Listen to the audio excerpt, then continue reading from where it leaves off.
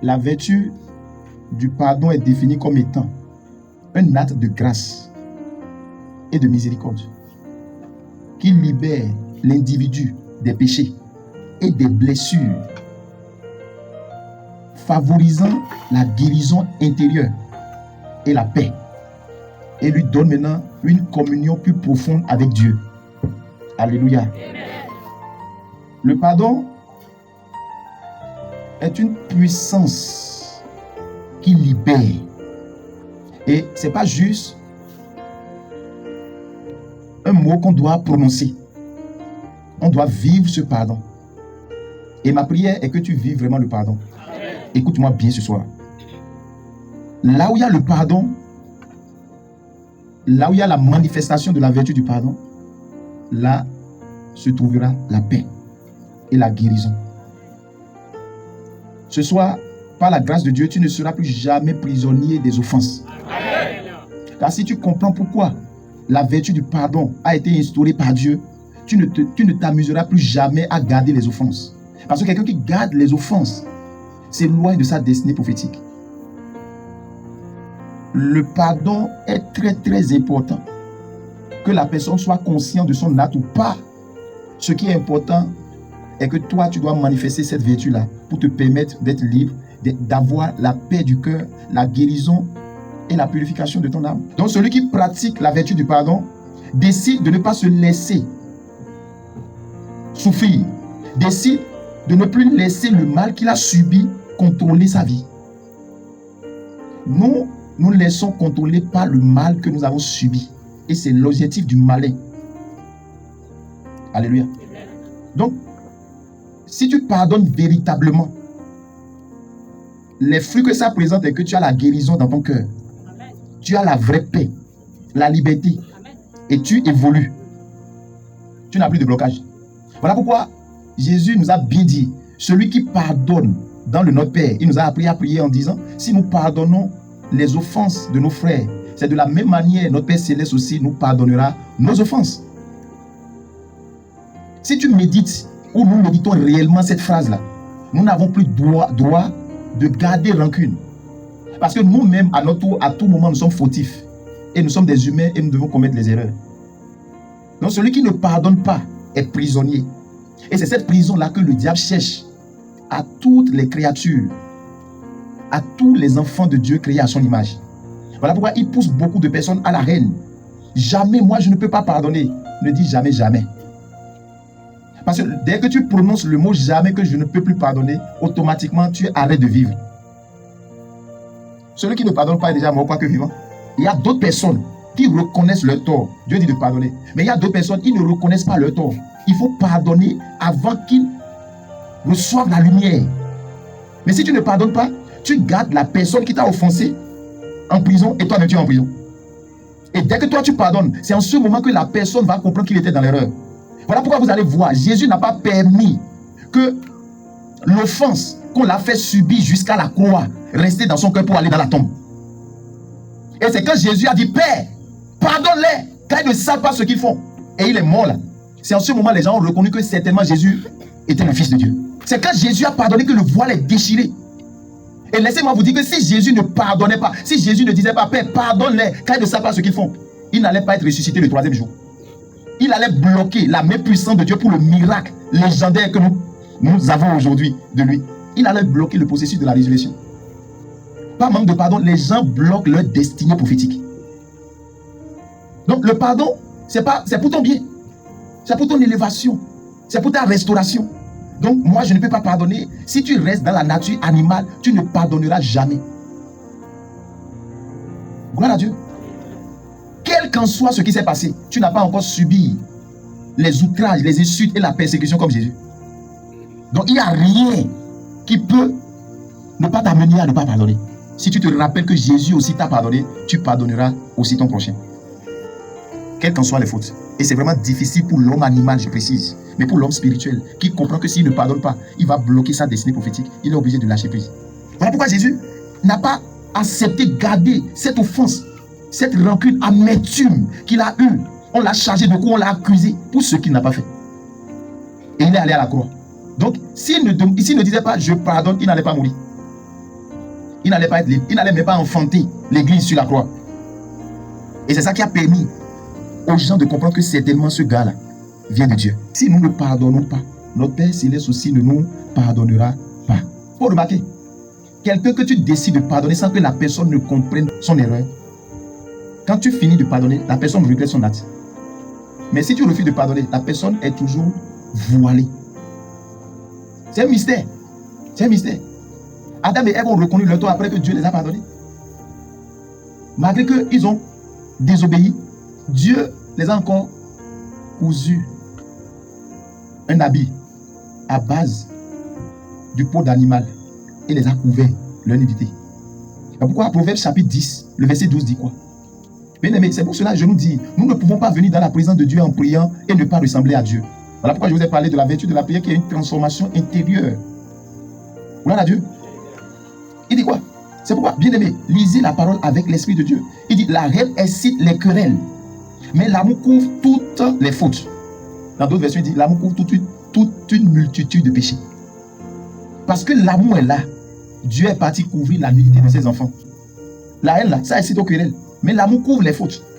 L'amour là, couvre les fautes. Et aujourd'hui, quand quelqu'un couvre la faute de quelqu'un, on dit qu'il est faible. On dit qu'il ne dit pas la vérité.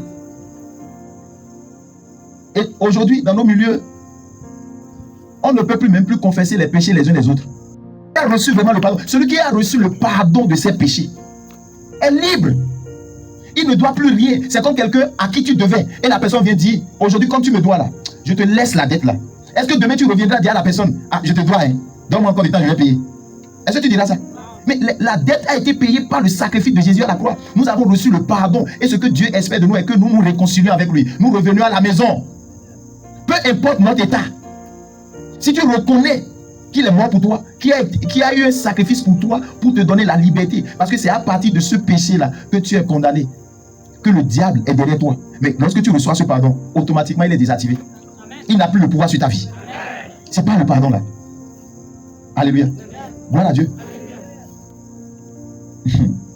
C'est pour cela, bien aimé, nous devons vraiment faire attention aux Écritures et laisser le Saint-Esprit nous conduire. Tu n'es plus un pécheur. Oh Seigneur, je suis un pauvre pécheur. Je comprends. Leur intention en le disant, c'est pour s'humilier. Mais tu es en train de banaliser l'œuvre de la croix. Parce que tu es arrivé à pardonner. Bon, parce que tu as été pardonné en Christ. Romains 8:1 dit quoi? Il n'y a plus de condamnation pour toi. Gloire à Dieu. Hébreux chapitre 8, le verset 12. Il dit, parce que je pardonnerai leurs iniquités et je ne me souviendrai plus de leurs péchés. Dieu ne se souvient plus de nos péchés à partir du sacrifice de son fils à la croix. Et la Bible dit que quand Jésus est mort là, il a pris de son propre sang. Il est allé dans le sanctuaire là-bas. Et quand Dieu se met en colère là, il suffit seulement qu'il regarde le sang de Jésus, sa colère s'apaise. Donc Dieu n'est plus en colère contre l'humanité, contre nous, à cause du sacrifice de Jésus. Quelle miséricorde. La Bible dit, dans le livre de Proverbes 19, verset 11, l'homme qui a de la sagesse est là à la colère. Et il met sa gloire à oublier les offenses. Tout à l'heure, nous disons non. Moi, je ne peux pas pardonner et oublier. Regarde ce que la parole de Dieu dit. Il dit, l'homme qui est sage là, lui là, il met sa gloire à oublier les offenses. Si Dieu ne se souvient plus de nos péchés, de nos iniquités, et que l'homme sage doit mettre sa gloire à oublier les offenses, ça veut dire qu'il comprend l'objectif, les conséquences des offenses. C'est de rester en prison. Tu es seulement sur le lit, tu cries toi seul. On ne sait pas pourquoi tu cries. On croit que c'est un démon, mais ce n'est pas un démon, c'est le mal dans ton cœur là qui te fait crier. Tu as l'insomnie. Oh, façon dont je l'ai aimé. Il ne peut pas me faire ça. C'est l'homme animal qui dit ça. Il peut te faire ça. Nous l'avons fait plus que ça à Dieu, à Jésus.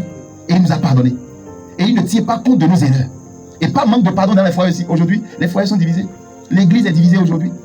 Le pasteur ne pardonne pas ses brebis. Les brebis ne pardonnent pas le pasteur. Et faya tout faya. Manque de pardon. Tu dévoiles le secret de ta soeur la nuit. Manque de pardon. Tu deviens infidèle. Regarde Jésus. Jésus a été fidèle jusqu'à la mort de la croix. Ce que je vous dis là, j'ai vécu et je sais que le pardon libère. Je n'attends même pas que quelqu'un reconnaisse son tort. Non. Ne garde pas la personne dans ton cœur. Non, non, non, non, non. C'est l'homme animal qui garde les offenses. Mais l'homme spirituel ne garde pas les offenses. Tout ce qui s'est passé dans ta vie là, c'est pour que Dieu se glorifie. Et c'est ce que Joseph a dit. Joseph a dit, si Dieu a permis que vous me trahissez, c'est pour que je puisse vous sauver de la famine plus tard. Et aujourd'hui, je suis en train de vous sauver. Si j'allais garder offense, je ne serais pas Nati. Le ministère n'allait même pas commencer. Gloire à Dieu. J'ai pardonné, pleuré, pardonné. Il a dit, Seigneur, je refuse de garder le serviteur de Dieu. Je refuse de garder toute personne qui me fait mal. Je refuse. Lorsque tu pardonnes, tu constitues des remparts autour de ta destinée. Le pardon te protège. Le pardon fera que Dieu va continuer le second chapitre de ta vie. Si Jésus avait fait erreur de ne pas pardonner sur la croix, je vous dis, il ne sera pas ressuscité. Voilà pourquoi il dit, Père, pardonne-leur, car ils ne savent pas ce qu'ils font. Est-ce que Jésus a attendu que nous reconnaissions que nous faisons mal d'abord? Parce qu'il savait là où il allait. Est-ce que toi, tu sais là où tu vas?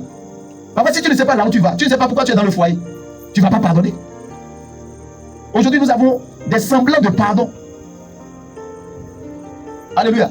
Des pardons qui ne sont pas véritables. Là où il y a un vrai pardon, le mal ne revient jamais deux fois. C'est pourquoi vous allez voir, quand les pharisiens accusaient cette dame qui a commis adultère et qu'on l'a attrapée en flagrant délit. Mais Jésus, sans savoir, l'a déjà pardonné. Il dit, va tes péchés te sont pardonnés. Celui à qui on pardonne beaucoup aime beaucoup. Celui qu'on pardonne peu aime peu. Et la dame a vu comment Dieu l'a aimé, l'a sauvé, comment Jésus a compati pour lui, comment Jésus ne l'a pas accusé. Et je crois que c'est ça qui a amené une paix profonde dans la vie de cette dame-là. Celui qui couvre une faute, Proverbe 17, verset 9, cherche l'amour. Et celui qui la rappelle dans ses discours divise les amis. C'est-à-dire, celui qui couvre une faute est en train de chercher l'amour. Je sais que Dieu est incompris ici. Alléluia. Celui qui couvre une faute là est en train de rechercher l'amour. Papa ne doit pas couvrir ici. Il doit dévoiler. Et si c'était toi, tu vas accepter qu'on te dévoile? Alléluia. Amen. Mais quand c'est pas toi là, on peut dévoiler ou bien? Alléluia. Et il dit, celui qui rappelle encore les offenses passées est en train de diviser les amis. Et c'est ce que nous faisons. Les gens que tu as dit, tu les regardes, vous vous dites que vous êtes pardonné. Et dans les discours, surtout mari et femme, tu te rappelles que la fois passée, tu m'avais giflé, je t'ai laissé. Mais où est le pardon alors? Et ça commence à diviser les gens. Moi, je ne peux pas oublier que c'est celui qui envoie couteau sur les gens qui oublient. Mais celui qui a reçu le couteau se rappelle toujours de la trace. Ou bien des blessures. Il se rappelle. Et quand il regarde la blessure là, waouh, le mal remonte encore. Tu n'as jamais pardonné. Tu n'as jamais pardonné, bien-aimé. Il dit, le sage, c'est celui qui est lent à la colère. Et il met sa gloire à oublier les offenses. Il oublie. Pourquoi il oublie? Parce qu'il veut avancer. Beaucoup ont été bloqués parce qu'ils ont refusé de pardonner. Qu'est-ce que ta mère t'a fait jusqu'au point où tu ne décroches pas ses appels? Qu'est-ce que ton père t'a fait jusqu'au point où tu dis, ah, c'est le jour où il va mourir que toi, tu viendras sur sa tombe? Laisse-moi te dire que plus tard, si tu ne sais pas faire, tu vas allumer des bougies sur son cercueil, sur sa tombe, tu n'auras rien. Tu me gardes encore en vie. Sinon, comment pouvons-nous dire que quelqu'un et toi, vous êtes ensemble, et tu dis que la personne est un faux, alors que la personne ne t'a jamais amené là où il fait magie. Il achète puissance. Mais toi, tu as rêvé, le Saint-Esprit t'a confirmé. Avec quels yeux tu as vu que ta maman là est sorcière? Avec quels yeux tu as vu? Est-ce que Dieu, même en te montrant, c'était pour que tu aies la reine contre ta mère? Voilà pourquoi beaucoup de personnes ne reçoivent plus de vision. Et ils sont obligés d'aller comme coq. On est là consulté. En consultant, tu vas entendre ce que tu ne veux pas entendre. Tu avais consulté. Le manque de pardon nous disgracie. Même si ton père a abusé de toi, je dis de pardonner ton père. C'est parce que la gloire de Dieu qui est sur toi, Satan n'a pas voulu que cette gloire se manifeste facilement. Donc il doit chercher un moyen pour tuer cette étoile. C'est de mettre l'offense dans ton cœur. Pour que tous les jours tu médites l'offense. Et plus tu médites l'offense, plus tu es distraite. Plus tu médites l'offense, plus tu t'éloignes de ta destinée prophétique. C'est pourquoi le Saint-Esprit produit ce pardon en nous. Celui qui veut vivre en tant qu'enfant de Dieu sans le Saint-Esprit est un homme animal pur, 100% qui va chuter. Ce qui m'a appris a vite pardonné là. C'est le football. Parce que dans le football, si tu es tellement puissant, brillant, on te donne un défenseur brouillon qui doit te casser les jambes pour te décourager. Si tu comprends l'objectif des offenses, tu ne vas pas céder aux offenses. Et on te tape les pieds là. Tu es obligé de te lever, saluer encore la personne, vous continuez le jeu.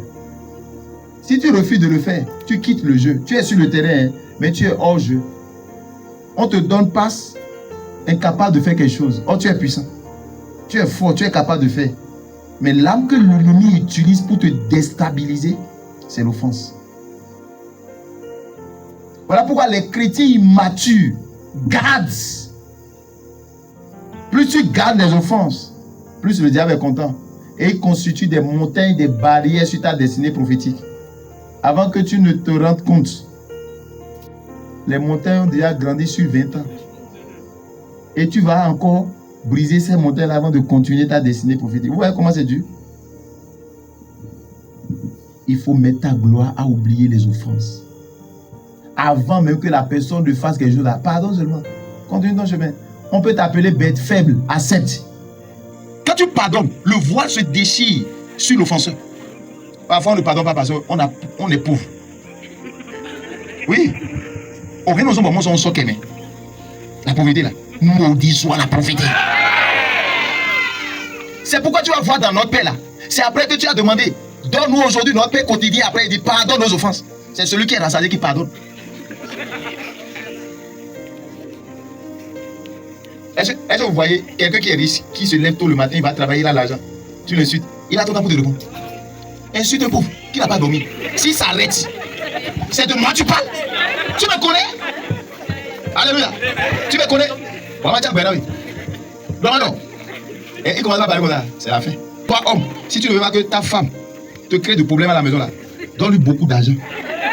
Donne-lui beaucoup d'art et occupe-la. Arrête d'être avare. Je vis constamment une vie de pardon à cause du Saint-Esprit. Quel qu'en soit ce que toi tu vas me faire, je ne vais pas tenir rigueur pour ça. Mais ce que tu as fait, je sais dans mon cœur que si tu ne sais pas vite fait, tu vas moissonner ce que tu as fait. Donc moi, je ne vais pas garder l'offense, d'accord, pour bloquer ma destinée. C'est ma vie qui est en jeu et les gens qui veulent manger là, m'attendent pour leur délivrance. Et moi, je vais m'amuser. Imagine si Jésus n'avait pas pardonné, nous tous ici là, mais sont échoués. Et Jésus, Dieu allait encore chercher un autre plan. Ouais, à cause du manque de pardon. Tu ne sais pas le nombre de personnes que tu vas tuer derrière toi. Qu'est-ce qui s'est passé dans le foyer? Qu'est-ce que ta belle-soeur t'a fait? Pardonne. Qu'est-ce que ta belle-mère t'a fait? Pardonne. Qu'est-ce que ton beau-frère t'a fait? Pardonne. Ce qui est sûr, tu ne vas pas rester dans les mêmes souffrances pour toujours. La belle première à 5 ans, c'est comme ça que tu étais. Il faut pardonner. Le pardon libère. Et le pardon te rend puissant, fort et te fait grandir. Le pardon.